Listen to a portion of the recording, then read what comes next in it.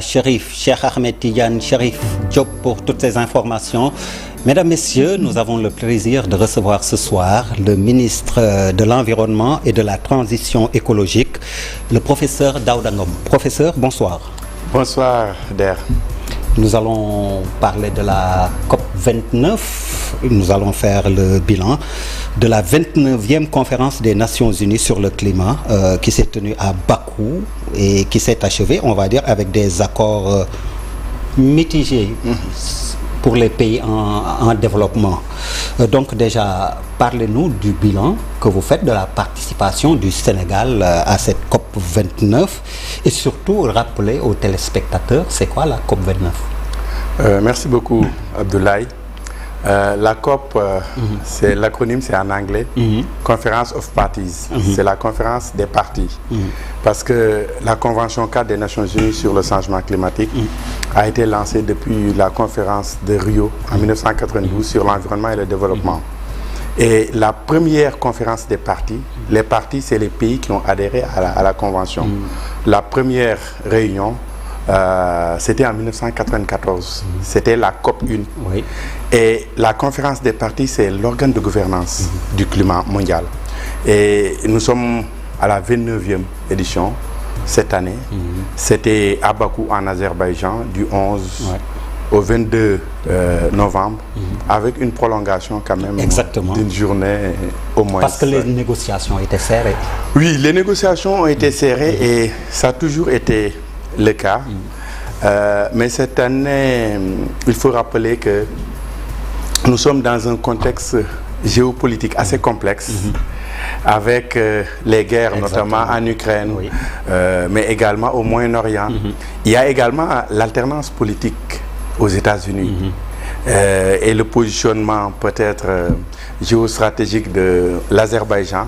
Et tout ça, ça a pesé sur les décisions de cette COP.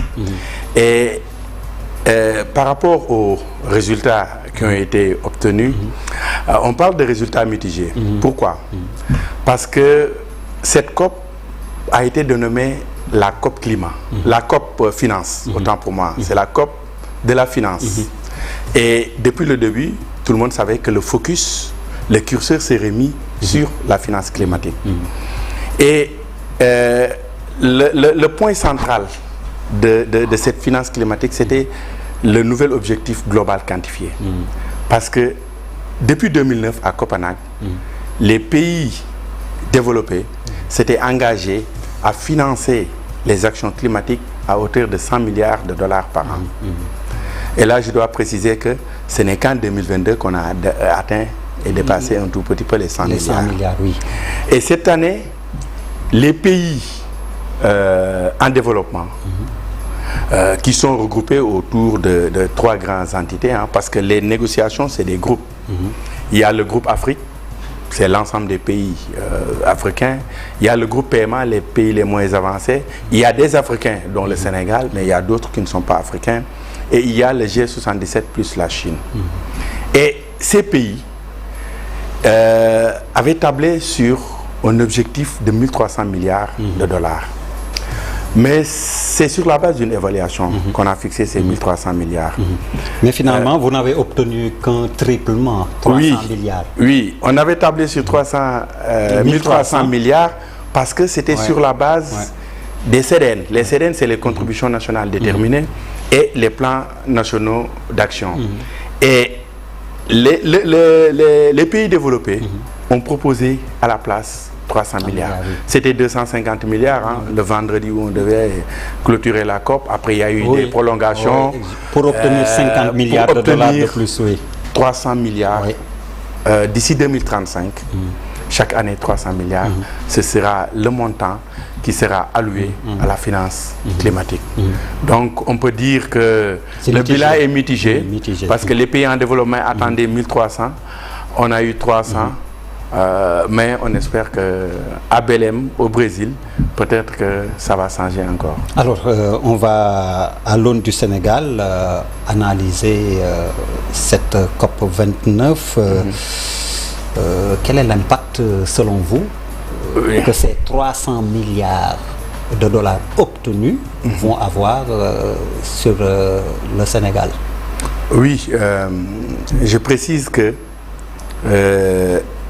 la finance climatique, jusque-là, il y a 3 grands fonds, en fait, sur lesquels nous postulons souvent pour le financement de nos projets.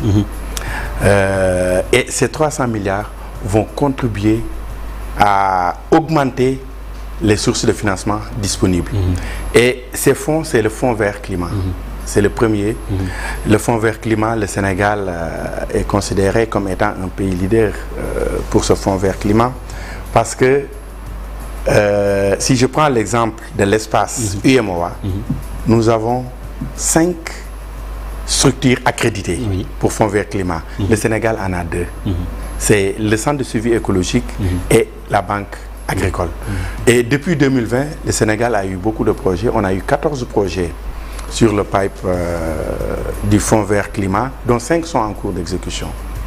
Donc un grand projet de laser sur l'électrification rurale, un projet aussi sur de lutte contre les inondations. Et entre 300 et 500 milliards de dollars, le Sénégal a pu engranger ça dans ce fonds vert climat. Et nous continuerons à postuler, à déposer des projets, à appliquer pour plus de financement pour le Sénégal. Il y a également le fonds d'adaptation où le Sénégal, c'est ça qui nous avait permis de faire la digue de Tchaoulène à Rufisque, mais également la digue de Dionewar. Et il y a encore 10 millions de dollars qui sont disponibles pour le Sénégal. Nous allons également continuer à appliquer, à aller vers ces fonds, parce que nos pays ont besoin de ces fonds climat, parce que les financements publics sont destinés à d'autres secteurs souvent parce que on a des priorités, par exemple, pour la santé, pour l'éducation, l'accès à l'énergie, l'accès à l'eau. Et donc, ces fonds nous permettent quand même de pouvoir mener des activités liées à l'adaptation. Alors, professeur, pourquoi malgré le triplement donc, de la contribution des pays développés, certains pays en développement sont restés donc sur leur fin quant à l'engagement de la communauté internationale? Oui, parce qu'on attendait vraiment cette COP pour le nouvel objectif global quantifié. Les gens en parlaient depuis Dubaï, on attendait la COP 29 pour avoir vraiment un objectif quantifié. Et je vous ai dit tout à l'heure que cet objectif quantifié, ce n'est pas un chiffre tombé du ciel, les 1300 milliards. C'était sur la base d'une évaluation.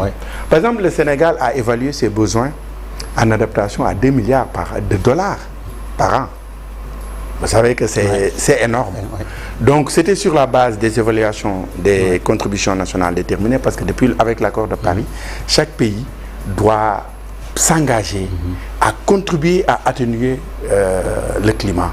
Et donc, c'est sur cette base et sur la base des plans nationaux d'action que cette évaluation a été faite et on est tombé sur le chiffre de 1300 milliards. Mais que les pays développés, qui ont une responsabilité historique sur le changement climatique, il faut le dire, eux, ils ont trouvé ça, le montant faramineux, et finalement nous sommes tombés sur 300 milliards de dollars par an. Alors vous parlez de plans d'action, de plans nationaux d'action. Existe-t-il une politique nationale ici au Sénégal d'adaptation au changement climatique? Oui. Quels sont les dispositifs? Le Sénégal, depuis 2006, a une stratégie nationale d'adaptation. C'est vrai que dans le cadre des financements publics, l'État, nous avons un programme d'adaptation, mais nous appliquons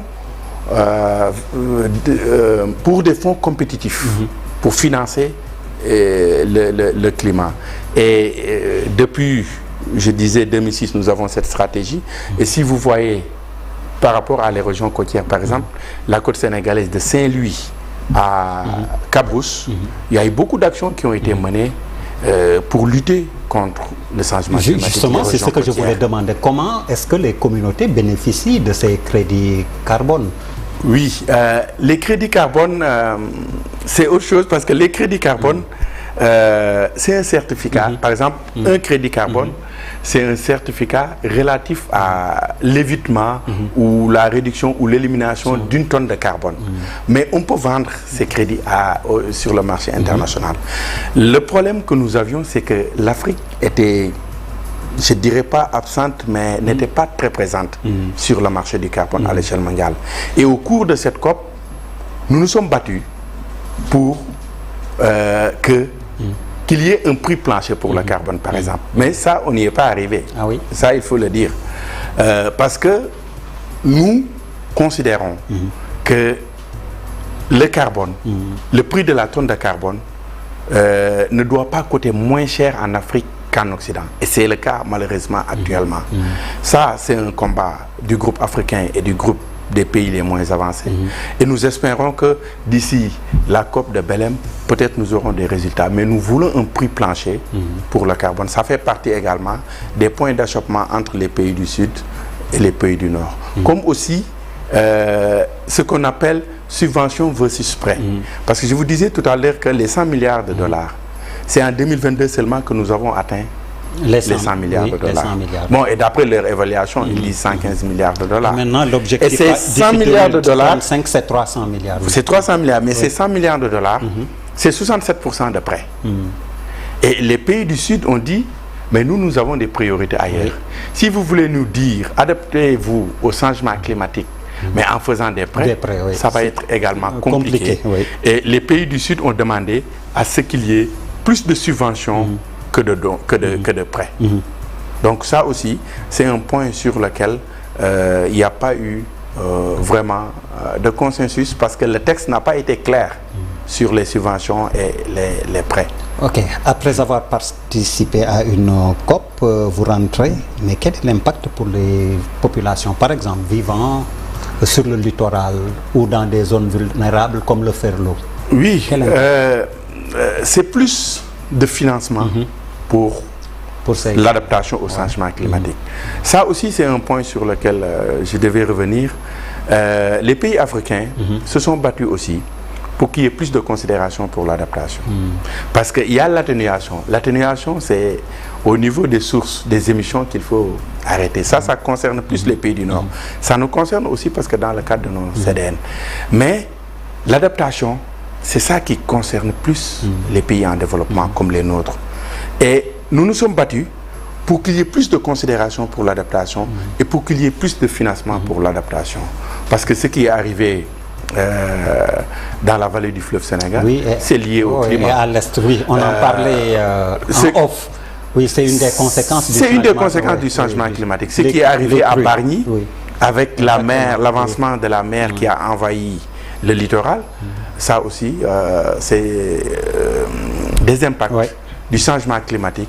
Et avoir plus de financement climatique nous permettrait de plus s'adapter aux impacts du changement. Est-ce que vous pensez que les Sénégalais sont bien sensibilisés à l'environnement?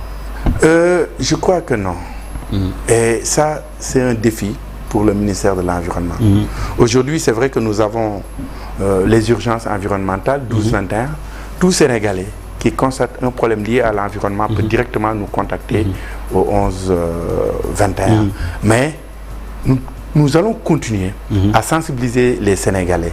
Et c'est pourquoi nous avons donné une importance toute particulière au Centre d'éducation et de formation à l'environnement, qui travaille avec les écoles. Justement, c'est ce que je vous demandais. Je voulais vous demander, à quand l'introduction donc de la problématique de l'adaptation au changement climatique dans les curricula d'enseignement. Déjà, le Centre d'éducation et de formation environnementale travaille avec les écoles, pour les écoles primaires, pour un peu préparer les citoyens de demain qui seront écosensibles. Parce que les adultes ont déjà acquis des attitudes et des habitudes qui ne sont pas peut-être favorables à la préservation de l'environnement. Mais si vous formez des jeunes sensibles à l'environnement, là, on pourra gagner le combat de la préservation de l'environnement les années à venir. Alors, les décisions prises à la COP menacent-elles l'exploitation du gaz et du pétrole au Sénégal, quand on sait qu'on parle de plus en plus d'abandon de l'exploitation des énergies fossiles? Là aussi, je dois l'avouer, c'est un autre point d'achoppement. Parce que pour l'atténuation, le texte a été plus favorable aux pays en développement. Parce que les pays développés n'ont pas souscrit à ce texte, parce qu'ils disent qu'il y a un recul. Parce que c'était prévu, depuis Dubaï, les gens parlaient de l'élimination du charbon, par exemple. Mais également d'une transition hors énergie fossile. Parce que on devait aller progressivement vers l'élimination des énergies fossiles. Mais la position du Sénégal a été très claire, parce que je dois préciser qu'avant la COP, nous avions organisé à Lilongwe, au Malawi, la rencontre des pays les moins avancés. Et à Lilongwe, le texte des pays les moins avancés déjà avait soulevé ce problème. Et la position du Sénégal a été très claire. Nous sommes un pays nouvellement producteur et exportateur de pétrole. Et nous considérons que ces énergies, ces hydrocarbures, peuvent contribuer au développement du Sénégal. Maintenant, ce qu'on propose, c'est le juste équilibre. Exploiter nos ressources pétrolières et gazières, mais aller vers un mix énergétique. Par exemple, aujourd'hui, le Sénégal a fait des efforts en matière d'énergie renouvelable. Et je crois que nous sommes à 30%. La part des énergies renouvelables sur la consommation énergétique au Sénégal. Et nous projetons d'aller vers 40% d'ici 2030. Donc, on va développer les énergies renouvelables. On fera tout pour avoir un mix où les énergies renouvelables vont représenter peut-être la moitié ou plus. Mais cela n'empêchera pas au Sénégal d'exploiter ces ressources pétrolières, parce que nous venons de les avoir, et ça va contribuer au développement socio-économique du Sénégal. Avec de gros investissements aussi. Et c'est ça qui a été la position du Sénégal à Bakou. Et heureusement, c'est la position aussi de la majeure partie des pays en développement, et même certains pays. Alors, professeur, avez-vous pu, à Bakou, promouvoir l'initiative africaine de la Grande Muraille Verte? Et où en sommes-nous dans son édification? La Grande Muraille Verte, c'est vrai, ça a démarré en 2008. Et le Sénégal, c'est un pays leader pour la Grande Muraille Verte, même dans l'exécution. Et l'agence panafricaine de la Grande Muraille Verte, malheureusement, est tombée ces dernières années dans une léthargie. L'agence panafricaine qui est basée à Nouakchott. Mais l'agence sénégalaise de reforestation et de la Grande Muraille Verte est en train de faire un travail important sur le terrain. Au-delà de l'édification de cette Grande Muraille qui est en cours, l'agence aujourd'hui a d'autres missions, notamment la reforestation du Sénégal. Parce que nous avons connu un déboisement depuis les années 60. Et aujourd'hui, la tendance, c'est d'aller vers une restauration écologique de ces écosystèmes dégradés en reboisant. Et la Grande Muraille joue un rôle très important. Mais également, la Grande Muraille joue un rôle très important aussi dans l'édification de ce qu'on appelle les éco-villages, avec les énergies renouvelables.